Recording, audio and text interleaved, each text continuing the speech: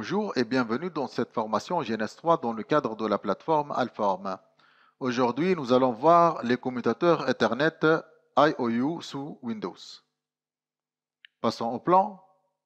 Donc tout d'abord, nous allons présenter les images IOU. Par la suite, nous allons montrer comment intégrer les images IOU à GNS3 sous Windows. Donc passons à la définition des images IOU.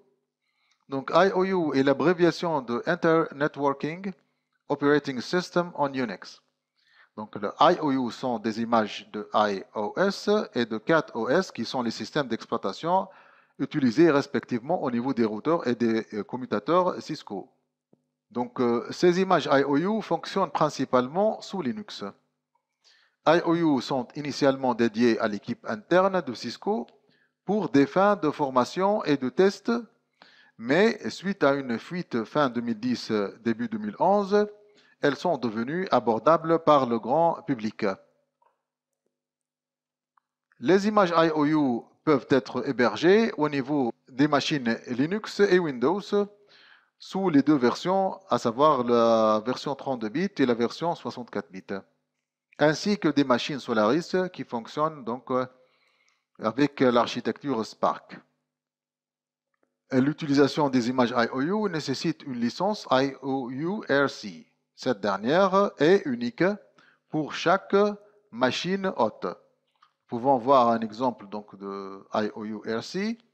C'est un fichier texte qui donc contient un attribut licence ainsi que le nom donc, de la machine qui héberge le serveur GNS3 et aussi donc le serial donc ou encore le numéro de série de la licence qui est généré selon le nom de la machine. Il est possible de simuler une topologie de test indépendamment de GNS3, bien évidemment pour le cas des images IOU, en utilisant donc une machine Cisco IOU. Donc, la construction ou le développement des topologies ou encore l'interaction avec la machine Cisco IOU se fait à travers une interface web qui s'appelle IOU Web. Mais cela pourra faire donc l'objet de toute une formation différente de celle de GNS3. Il y a des raisons pour intégrer donc des images IOU au niveau de GNS3. Donc on pourra profiter des simulations comportant des pare-feux comme ASA et PIX ou encore l'intégration des routeurs Juniper. Nous pouvons aussi profiter des switches IOU pour donc remédier aux lacunes ou aux limites présentées au niveau des commutateurs donc Ethernet qui sont offerts sous l'environnement GNS3 bien évidemment. Et nous avons démontré les limites de ces éléments au niveau d'une vidéo donc précédente. Cependant, il va falloir prendre en considération le taux de RAM et CPU utilisé, car ces images sont gourmandes en termes donc, de RAM et CPU. Il faut prendre en considération aussi la limitation en termes de nombre de ports et le type donc, des interfaces qui est donc essentiellement de l'Ethernet. Donc, il n'y a pas de Fast Ethernet et de Giga Ethernet en mode IOU.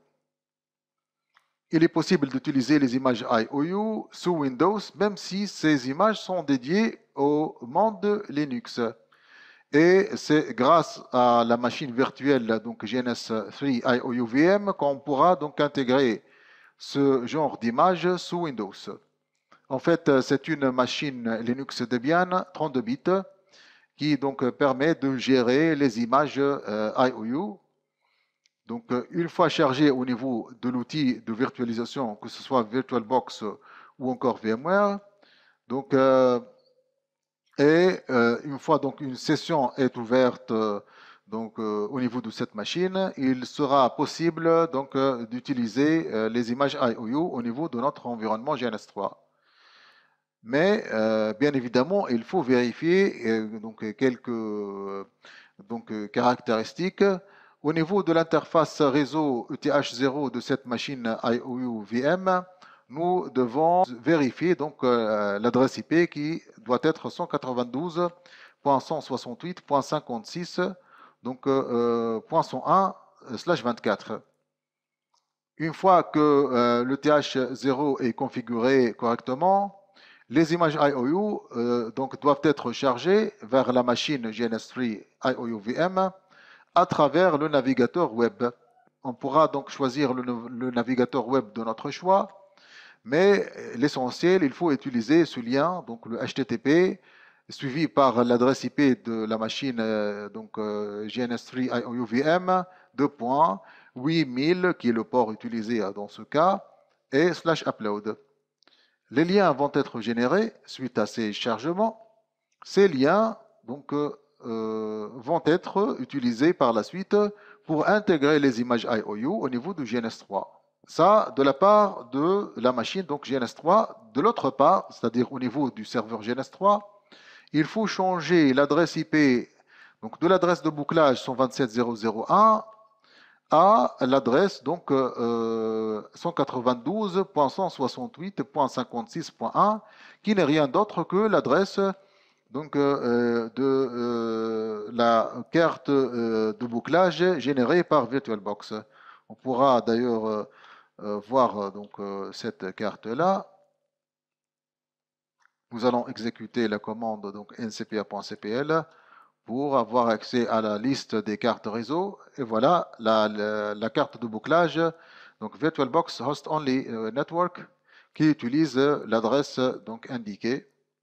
Donc une fois c'est fait, nous donc devons indiquer aussi au niveau du GNS3 l'adresse du serveur distant, donc qui n'est rien d'autre que l'adresse de notre machine donc virtuelle qui servira comme comme serveur distant issu duquel nous pouvons charger les images IOU.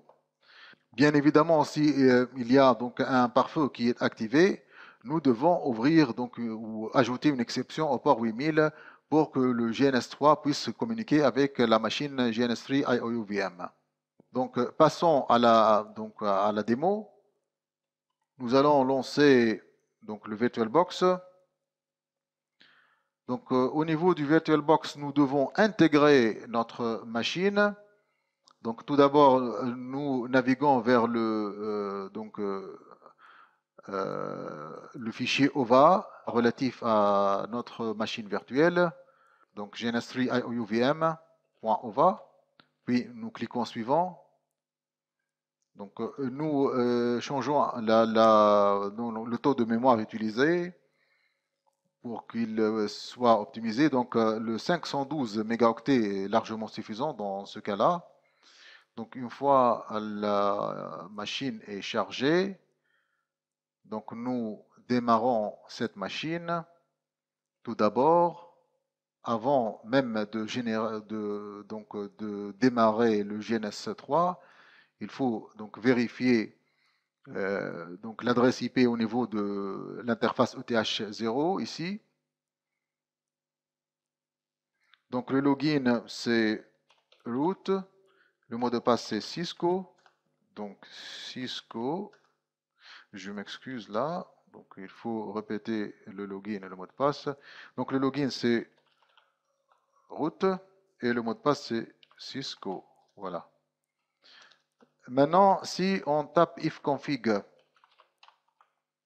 ETH0, nous remarquons que l'adresse IP utilisée par défaut c'est 192.168.56.101. Nous pouvons d'ailleurs voir les instructions à travers la commande cat.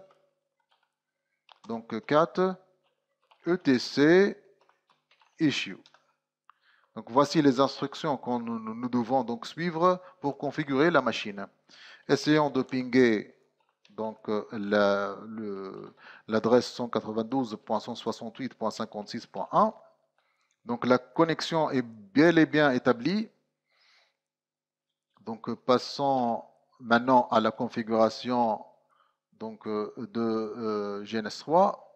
Tout d'abord, nous devons arrêter cette requête ping. Voilà. Donc, nous passons à la configuration de GNS3. Donc, le GNS3 est initialement configuré pour utiliser l'adresse IP 127.0.0.1, qui est l'adresse de bouclage. Donc, il faut changer cette adresse. Donc, il faut que ça soit donc 192.168.56.1. Ça d'une part. Le port doit être 8000. Nous devons aussi indiquer donc l'adresse de la machine GNS3 IOUVM ainsi que le port. Donc, en cliquant Apply et puis OK.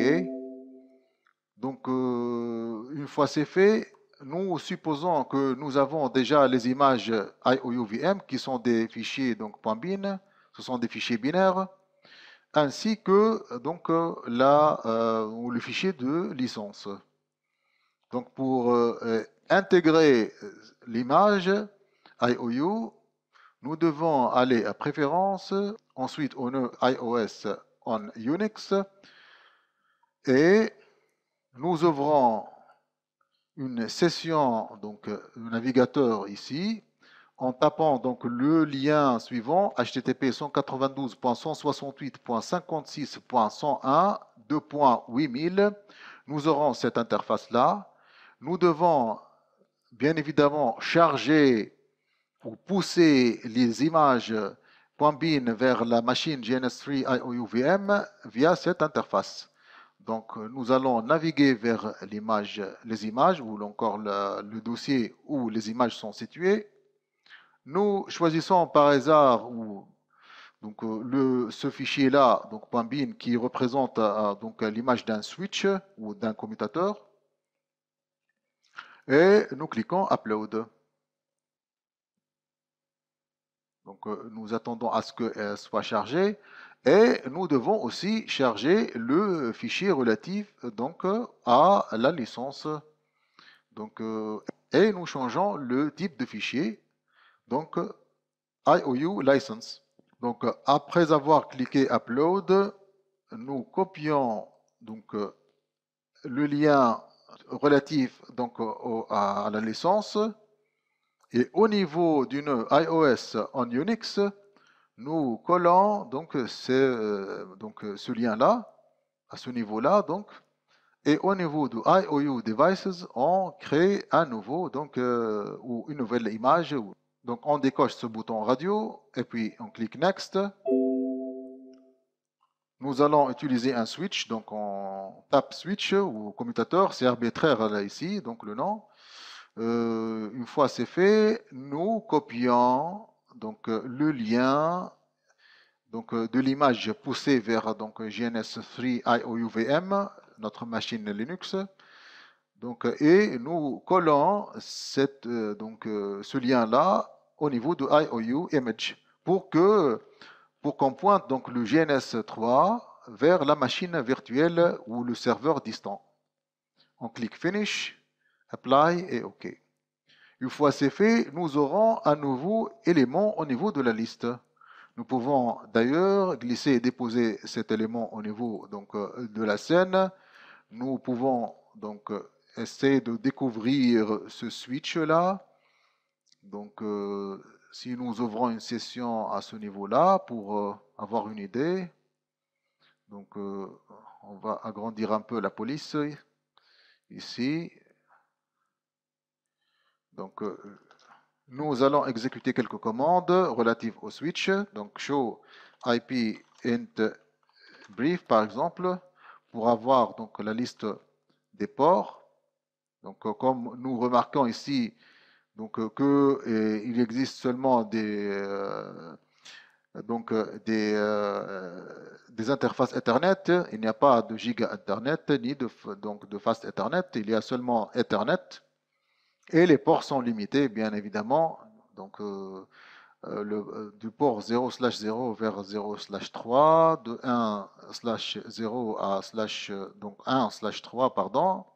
Et donc, les ports sont limités. Si nous tapons par exemple le show VLAN brief, qui est relatif, donc c'est une commande relative donc, au switch ou encore au commutateur, Nous verrons bien que c'est un commutateur qui est présent ici. Voici comment on intègre donc une image IOU au niveau de GNS3, donc pour le cas de Windows, bien évidemment. Donc, ce qu'on a couvert dans cette vidéo, c'est tout d'abord, nous avons présenté les images IOU. Ensuite, nous avons démontré comment intégrer les images IOU à GNS3, donc